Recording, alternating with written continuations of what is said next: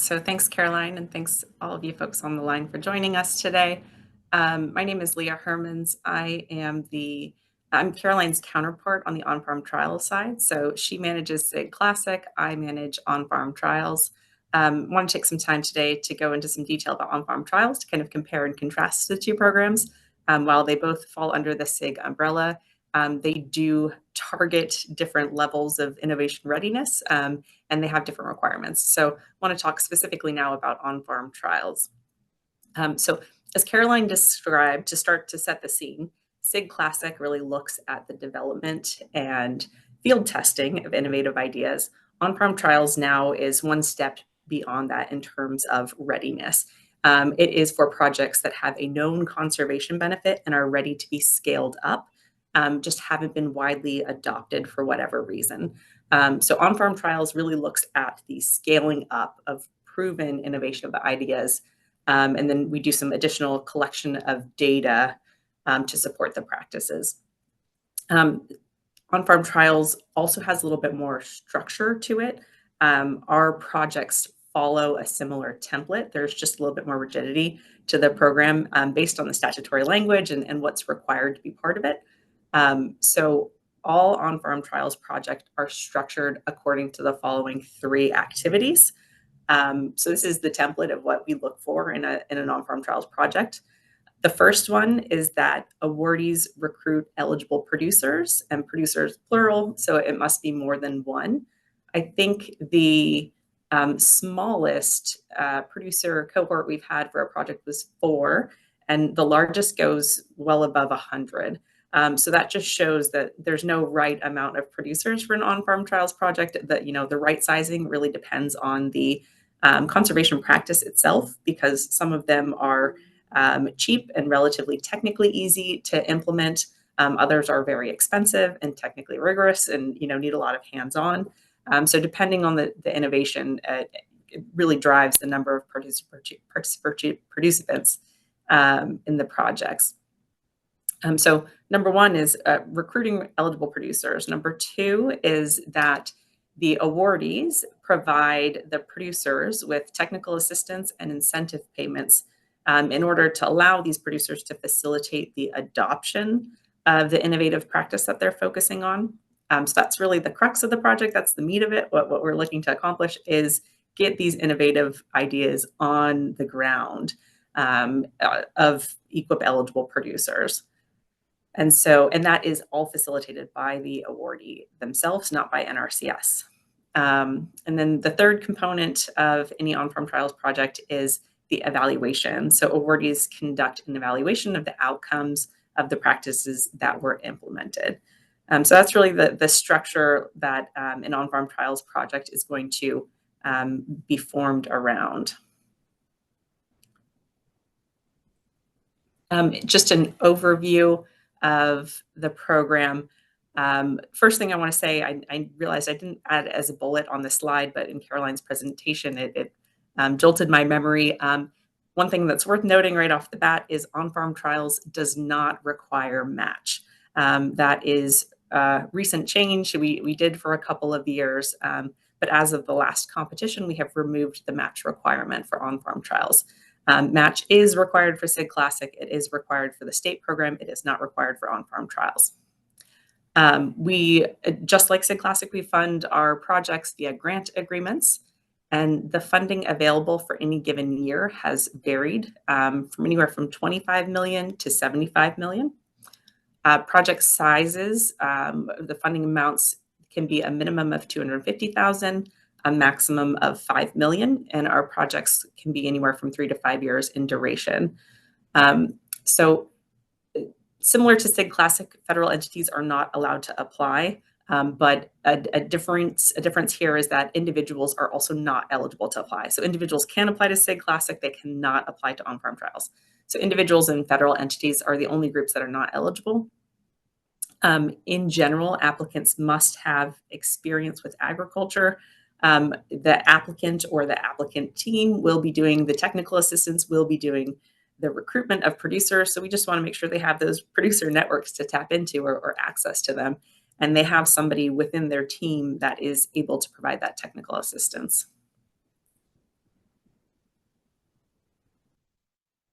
All right. So here is, I wanted to share the priorities that we've had in previous years for on-farm trials. We do not rotate our priorities like they do in SIG Classic. Our priorities are more stagnant. This is the list of priorities that were used last year. It is subject to change. In general, from year to year, we tend to roll over most, if not all, the priorities. We do sometimes tweak the language depending on whether the previous year's applicants really met our needs, or like if we realize we might need to go in a slightly different direction to get the proposals that we're looking for. So there are adjustments, and there's the possibility that some of these priorities will be removed and new ones will be added. But in general, like the priorities have remained relatively consistent. A lot of them come from the statutory language. And so there's, things like the soil health demo trial is required to be included every year. Irrigation management has been included from the beginning. Nutrient management has been included in some form from the beginning, not necessarily under that title. So they're subject to change, but this is just to give you a sense as to what priorities we've looked at in the past. A couple important considerations to on-farm trials that are different from SIG Classic. One is that the activities have to take place on the land of EQIP eligible producers. Caroline defined what EQIP eligible producers are. For SIG Classic, she clearly described that EQIP eligible producers must be involved. For SIG Classic, that's the case. Involvement can be attending an event. For on-farm trials, involvement means something very different. The activities themselves must take place on the land of eligible producers, because the intent of the program is that scaling. It's how do we get these activities on the land of producers? Because this is EQIP funded, we are focusing on EQIP eligible producers. We sometimes see projects that like to have a demonstration site that might be at a university or on the land of the awardee. While that is not explicitly ineligible, it's something that has to be well justified. Usually it's justified in terms of technical assistance, because the awardees do need to provide technical assistance to the participating producers. If they can make the case that a demonstration site is the best way to do that, it can be approved and has been approved in the past. But what we don't want to look for is projects that are centered around one demonstration site. If most of the funding, if most of the project activities are taking place there, that would be very difficult to justify. It would also go against the intent of the program, so likely would not be as competitive. The next thing I want to mention is another consideration for that Caroline brought up, and just kind of want to bring into an on-farm trials focus, is that not only do they have to be EQIP eligible, but they have to meet the AGI, the adjusted gross income requirement, which, as Caroline mentioned, currently is $900,000 a year, but that's subject to change. So that's an important thing when looking at designing a project before you get started with recruitment, is making sure that the producers that you'd like to involve in the region that you'd like to involve them in are likely to be EQIP eligible. We've had some challenging situations where we get started, a project is selected, and then it turns out that the producer base that they're able to recruit from just really doesn't meet AGI requirement. It's whole projects where just the production type in the region, it's not, doesn't lend itself to EQIP eligibility, AGI eligibility. There is the potential for a waiver, but it has to be on environmentally sensitive land of special significance. So there's very strict parameters around how that can be justified. It's definitely not a catch-all waiver. So just a consideration in how we recommend our applicants think through the producers that they would be including in the project. And the last thing I just want to mention is that the producer payments are coordinated and made directly between the awardee and the producer. So this is a grant. NRCS is very hands-off in the day-to-day, and that includes in the producer payments. Those are really set up, facilitated, executed between the awardee themselves and the producer. NRCS does not involve direct payments to the producers as part of this program. All right, so that was a little bit about the on-farm trials specific, and now I want to switch to where you can find additional information and resources for the SIG program in general, both classic and on-farm trials. So the first stop is on our website. We have a relatively new or redesigned search tool that folks can go to see what projects have been funded in the past, get a short description of them, and also get the final reports. So if you are either interested in submitting an application and want to know what's been done in within that conservation practice, or within a certain region, or if you're just curious what we've funded in certain conservation practices or resource concerns, you can go and look up the project so you can find more about what we've funded and what the results have been. So here's just a snapshot of what that search tool looks like. You can do a keyword search, which I think most people go straight to, or there are filters to help guide the search. There's also an export feature. If you've got a lot of results and want to be able to search through them to see things like general funding trends, you could do that. So I welcome you to go in there and play around with it. Like I said, it's been created within the past year or so, up and running, and we are still in the process of moving some of the final reports over. So if a final report is missing, it is either because the project hasn't closed out yet, it hasn't been submitted to us, it hasn't undergone 508 compliance, but we're working on getting them all up there.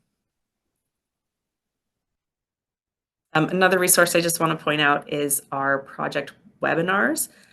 So if you go to conservationwebinars.net and search for CIG or the Conservation Innovation Grants, we have a handful of webinars we've done so far, and we try to do them on a regular basis where our awardees present on their project outcomes to get a deeper dive on some of the projects we want to highlight. Just one kind of closing thought. So with our funding rates, we do tend, a general question we get that I want to anticipate, we do tend to get, we tend to fund anywhere between, I would say, 20 to 30% of our applicants. That's something I like to highlight before closing out, because folks who are familiar with other programs might recognize that as a relatively high funding rate. And so we just want to encourage folks who are interested to consider applying. All applications currently are submitted through grants.gov. That's where we post our notice of funding opportunity. And all applications are facilitated completely through that site. If you have any questions about either program, our inbox is up on the screen. That's NRCS-CIG at USDA.gov. Most of those questions will get directly filtered to Caroline and myself if it's anything that's technical in nature. So we welcome you to use that as that's the go-to for any program questions. And then also, like I said, our website provides not only that search tool, but a lot of general information about the program. And you're welcome to subscribe. If you go to the website at the bottom, you can subscribe for updates about the NFO. There's a little box for subscribe here.